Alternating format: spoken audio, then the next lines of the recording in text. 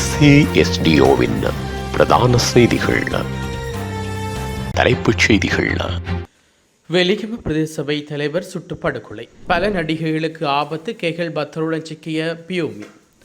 லொகுப்பட்டியின் கணக்குகளில் சிக்கிய பில்லியன் தொகை பணம் தீவிரமடையும் விசாரணை. முடிந்த தேர்தலை நடத்தி காட்டுங்கள். அனுர அரசுக்கு சஜித் அணி சவால். நெதன்யாகுவை கைது செய்வேன். கனடாவில் உறுதிமொழியால் அதிருப்தியில் இஸ்ரேல். தொடர்பன விரிவான செய்திகள். தாயகச் செய்திகள். துப்பாக்கிச் சூட்டுக்கு இலக்குக்கான வெலிகம பிரதேச சபை தலைவர் லசந்த விக்ரமசேகர உயிரிழந்துள்ளார். சபை தலைவருக்குரிய தன்னுடைய கதிரையில் அமர்ந்திருந்த போது அவர் மீது துப்பாக்கிச்சூடு நடத்தப்பட்டுள்ளது. இதனடுத்து துப்பாக்கிச்சூடுக்கு இலக்கான பிரதேச சபை தலைவர் மாத்தறை பொது மருத்துவமனையில் உடனடியாக அழைத்துச் செல்லப்பட்டுள்ளார். எனினும் படுகாயமடைந்த தலைவர் உயிரிழந்துள்ளதாக தெரிவிக்கப்படுகிறது. மோட்டார் சைக்கிளில் வந்து துப்பாக்கிச்சூடு நடத்திச் சென்ற துப்பாக்கிதாரிகள் பிரதேச சபை தலைவரிடம் ஒரு கடிதத்தில் கையெழுத்து வாங்குவதற்காக சபைக்குள் உள்நுழைந்ததாகவும் ஆரம்பகட்ட தகவல்கள் தெரிவிக்கின்றன. வெலிகம பிரதேச சபை தலைவர் லசந்த விக்ரமசேகர மீது துப்பாக்கிச்சூடு நடத்தப்பட்டுள்ளது. மோட்டார் சைக்கிளில் வந்த 2 அடையாளம் தெரியாத துப்பாக்கிதாரிகள் துப்பாக்கிச்சூடு நடத்தியுள்ளதாக தெரிவிக்கப்படுகிறது. பிரதேச சபை கட்டடத்தில் தன்னுடைய அறையில் அமர்ந்திருந்த போது அவர் மீது துப்பாக்கிச்சூடு நடத்தப்பட்டுள்ளது. துப்பாக்கிச்சூட்டில் காயமடைந்தவர் வைத்தியசாலையில் அனுமதிக்கப்பட்டுள்ளதாகவும் தெரிவிக்கப்படுகிறது. தற்போது போலீஸ் காவலில் உள்ள ஒரு குற்றவாளியான கெகல் பத்ர பத்மேனுடன் உறவு குறித்து நடிகை பியூமி கன்சமாலிடம் விசாரணைகள் மேற்கொண்டதாக தகவல்கள் தெரிவிக்கின்றன. பியூமி கன்சமாலி நேற்று குற்றப்புலனாய்வு திணைக்களத்தில் முன்னிலையாகி வாக்குமூலம் பதிவு செய்துள்ளார். 3 மணி நேரத்துக்கு மேலாக அவரது வாக்குமூலங்களை பதிவு செய்ததாக போலீசார் தெரிவித்துள்ளனர். கெகல் பத்ர பத்மேயுடன் தொடர்பில் இருந்த மேலும் பல மொடல்கள் தொடர்பிலும் பல மொடல் துறையில் இருந்தவர்கள் மற்றும் நடிகைகள் தொடர்பில் தகவல்கள் வெளியாகியுள்ளதாக போலீசார் தெரிவித்துள்ளனர். அதற்கமைக்கு எதிர்வரும் நாட்களில் மேலும் பல மொடல்கள் மற்றும் நடிகரிடம் விசாரணைகள் நடத்த திட்டமிட்டுள்ளதாகவும் போலீசார் தெரிவித்துள்ளனர். ஒழுங்கமைக்கப்பட்ட குற்றவாளி மற்றும் போதைப்பொருள் கடத்தக்காரனான லட்டுவ ஹிந்தி சுஜீவ ருவான் குமார டி சில்வா எனப்படும் லொகுப்பட்டி என்பவருக்கு சொந்தமான சுமார் 1 பில்லியன் ரூபாய் மதிப்புள்ள பரிவர்த்தனைகள் மேற்கொண்டதாக கூறப்படும் 2 சந்தேக நபர்களை கைது செய்ய குற்றப்புலனாய்வுத்துறை விசாரணைகளை தொடங்கியுள்ளது. லொகுப்பட்டியின் கணக்குகளில் வைப்பு செய்யப்பட்ட பணத்தை ஒரு சந்தேக நபர் உண்டியல் அமைப்பு மூலம் நாட்டுக்கு வெளியே அனுப்பியுள்ளதாக போலீஸ் விசாரணைகளில் தெரிய வந்துள்ளது. லொகுப்பட்டியின் போதைப்பொருள் கடத்தலில் நிதி விவகாரங்களுக்கு பொறுப்பான நபரும் சமீபத்தில் அந்தான பகுதியில் கைது செய்யப்பட்டுள்ளார்.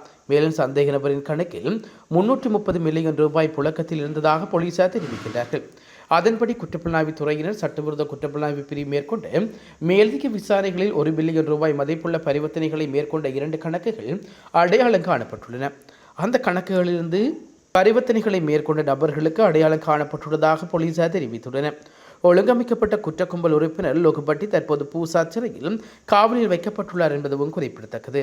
முடிந்தால் மாகாண சபை தேர்தலை நடத்துமாறு அரசுக்கு சவால் விடுவிக்கின்றோம் என்று ஐக்கிய மக்கள் சக்தியின் பொதுச் செயலாளர் ரஞ்சித் மத்தும பண்டார எம்பி தெரிவித்துள்ளார்.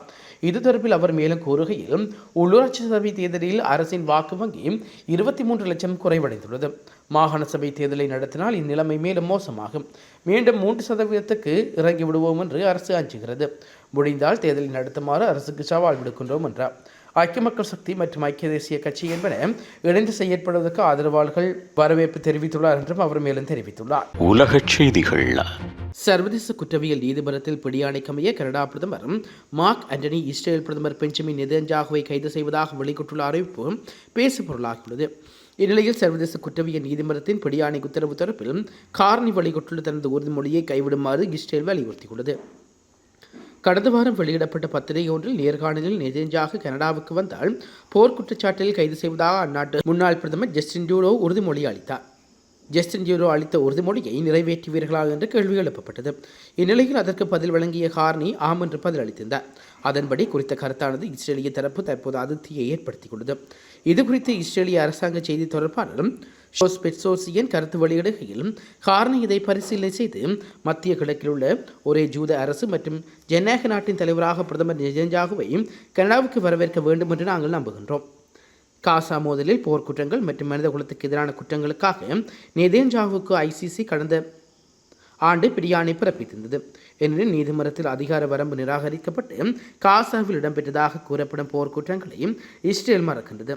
பாலஸ்தீன அரசை அங்கீகரிப்பதற்காக கனடாவின் முடிவு பயங்கரவாதத்துக்கு கிடைத்த பரிசு. அது கனடாவில் ஜூத எதிர்ப்பு தீவில் எண்ணெய் ஊற்றியுள்ளது என்று பெட்சோசியன்ஸ் கூறியுள்ளார். மீண்டும் தலைப்புச் செய்திகள். வெலிகம பிரதேச சபை தலைவர் சுட்டு படுகொலை. பல நடிகைகளுக்கு ஆபத்து. கேகல் பத்தருடன் சிக்கிய பியூமி. லொகுப்பட்டியின் கணக்குகளில் சிக்கிய பில்லியன் தொகை பணம் தீவிரமடையும் விசாரணை. முடிந்த தேர்தலை நடத்தி காட்டுங்கள், அனுர அரசுக்கு சஜித் அணி சவால். நெதன்யாகுவை கைது செய்வேன், கனடாவில் உறுதிமொழியால் அதிருப்தியில் இஸ்ரேல்.